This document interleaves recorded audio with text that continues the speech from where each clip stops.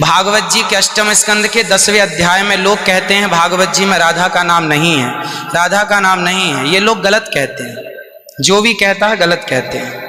लिखा हुआ है, मैं आपको श्लोक दिखा रहा हूँ। भागवत जी के 8वें स्कंद के 10वें अध्याय में श्लोक नंबर 40 है, लिखा है उद्यतायुध दौरदंडई राधावंतो भटान मृधे। राधावंतो लिखा, स्पष्ट लिखा गुरुजी। ऐसा है, नाश मत करिए। आधावंत है, आधावंत में दौड़ते हुए या संधि हो गई है गुरुजी। नहीं नहीं, ये गलत बात है। आप जो है उच्चता उठाई आयुधों को लेकर के आधावंत। गुरुजी गुरुजी गुरुजी गुरुजी गुरुजी, हम तो आपकी दास हैं। मत कीजिए ना। हमारे गुरुजी कहते हैं अयम अनर्थ ना ना गुरुजी, इसका अर्थ तो सुन लीजिए, इसका अर्थ तो सुन लीजिए। अब जब राधा बता रहे हो, सुनिए सुनिए गुरुजी, इसका अर्थ है राधावंतो भटान मृधे। इसका अर्थ गुरुजी ने बताया हमें। हम गुरुजी ने, हमारे गुरुजी, कोई गुरुजी नहीं बता सकता। हमारे गुरुजी कहते हैं बिल्कुल नहीं बना सकते, क्योंकि जब आप राधा बनाओगे तो विसर्गे कहाँ जाएंगी गुरुजी? उद्यता युधई ही विसर्ग हो गया। गुरुजी गुरुजी कहते हैं गुरु शब्द है। अब चलिए, भागवत जी में दूसरा है बधू। बधू प्रयोग हुआ है, बधू प्रयोग हुआ है। तो बधू का प्रयोग ये है कि वहां श्री राधा रानी का ही स्मरण है। नहीं, लोग कहते हैं राधा नहीं है, तो राधा जी का जिक्र तो कई जगह है। राधा पदवाच्य बधू, जिसका अर्थ संकेत अर्थ हो या लक्ष्यार्थ हो और व्यंग्यार्थ हो, इन तीनों अभिधावृत्तियों के द्वारा राधा शब्द एक भी जगह भागवत में नहीं है। इसलिए जहां बधू शब्द है वहां भी अर्थ राधा है। जहां बधू है, ऐसे पानी का अर्थ जल भी होता है। जहां राधा है, जहां बधू है वहां राधा है। ऐसे थोड़े होता है। जहां आप जैसे लोग देखिए, आप विश्व हमारे गुरुजी ने बताया, ये हमारी क्या ताकत की हम बताएं? शब्द ही अर्थानाम अभिव्यक्ति त्रिभिन्न भवति। महाराज इनकी बात सारा विश्व सुनता है। महाराज श्री बोले हमारी बात 20 आदमी सुनते हैं। महाराज जी सारा विश्व। त्रिपाठी जी, महाराज आचार्य जी, आपके चरणारविंद में मेरा निवेदन है कि अरे आप हटिए सामने से। आचार्य जी आप हटिए भैया। अरे नहीं, लेकिन ऐसा श्रीधर, आप विश्व को सुनाते हैं इसलिए कह रहा हूँ। श्रीधर जी नहीं तो गलत सुना रहे। इन्हें हटाओ। कौन है? कोई गुरु नहीं बता सकता यार।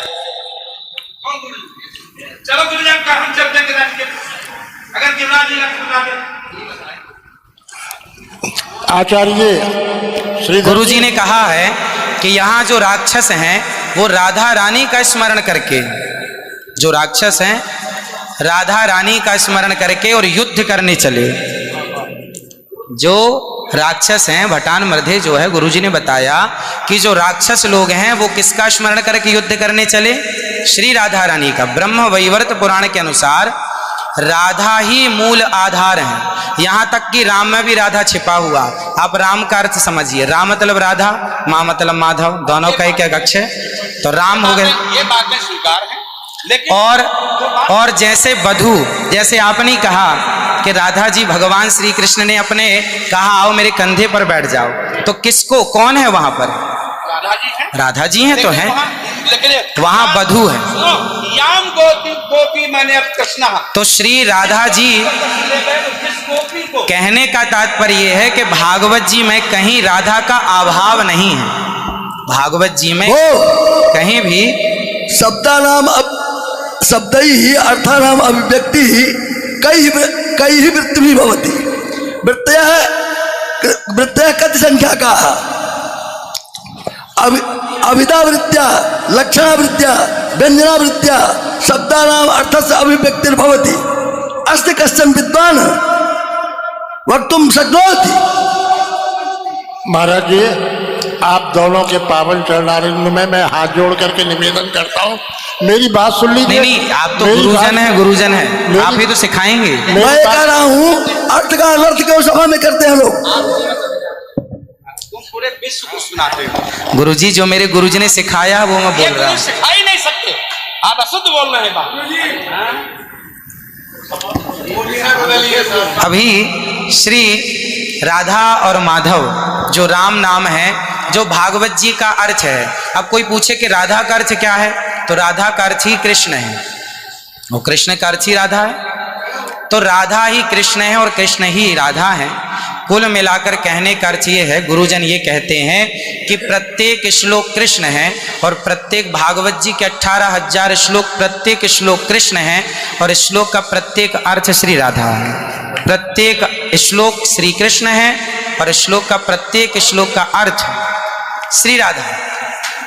देखिए तो ये सब भाव ही तो है, लेकिन राधा ना वो भाव सब नहीं, भाव है। वो शब्दार्थ। भाव का भूखा हूं मैं, भाव ही एक सार है, और भाव से भजले मुझे तो भव से बेड़ा पार है। सभी विद्वानों के चरणों में दास का बारंबार नमन।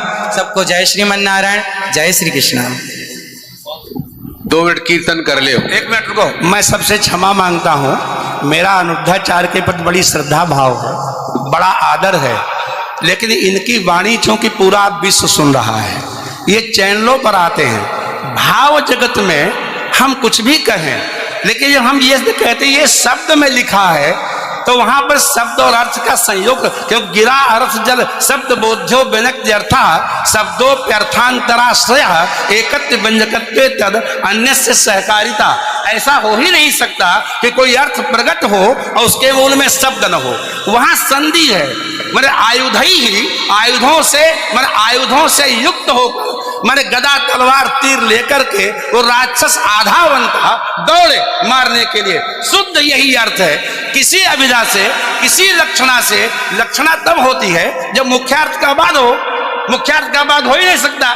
सीधा स्वामी बता दें, विश्वनाथ चक्रवर्ती बता दें, अनुचार प्रकाश का बता दे, चूणिकाकार बता दे, और छोड़िए उन बातों को। आपके गुरु जी के पिताजी ने भी टीका लिखी है, उसी पुस्तक को अभी मंगाया जाए, अगर उसमें राधा शब्द हो मैं मुंह नहीं दिखाऊंगा कभी।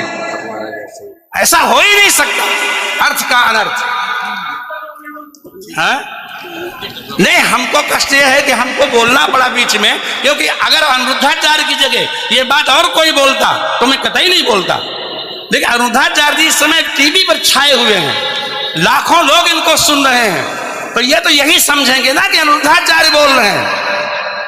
इसलिए आपके द्वारा कोई अपशब्द नहीं निकलना चाहिए। मैं आपसे वंदन करता हूं, कभी कोई अनर्थ करना हो तो विचार करके करिए। मैं और कोई बात नहीं, सबको क्षमा मांगता हूं।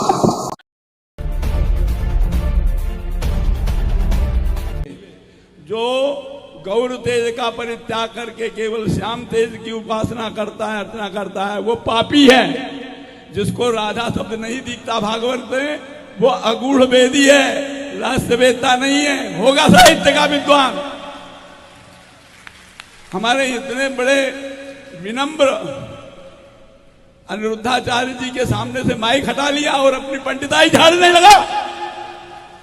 शास्त्रार्थ करता है, मैं भी शास्त्रार्थ करने को तैयार हूं। कभी विद्वानों की सभा हो और आ जाए मैदान में, राधा के बिना आत्मा दुराधिका तस्य तयैव रमणा दसो। आत्मा भगवान की राधा है और राधा के बिना कृष्ण आधा है, आधा ही नहीं कुछ भी नहीं। बोलो वृंदावन बिहारी। अनिरुद्धाचार्य जी का कथा का समय में है, मैं ज्यादा नहीं लूंगा, इतना ही बहुत है।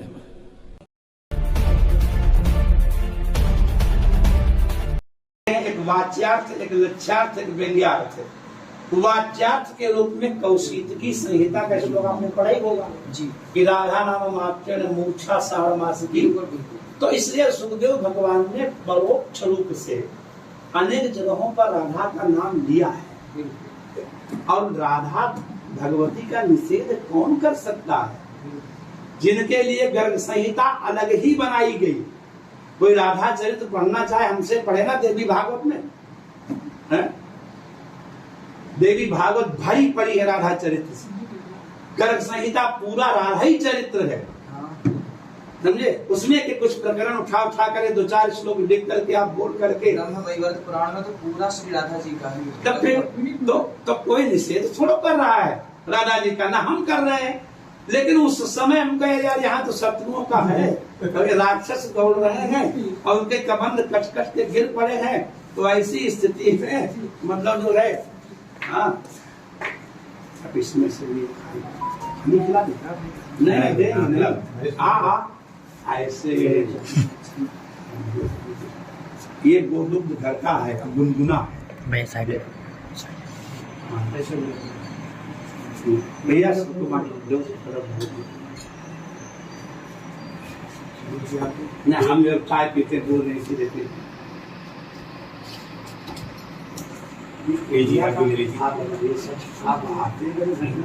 बस चाय नहीं नहीं आते क्योंकि हम अनुष्ठान कोई करते तो बुला के तो आ जाते, समझे? सबको दोगे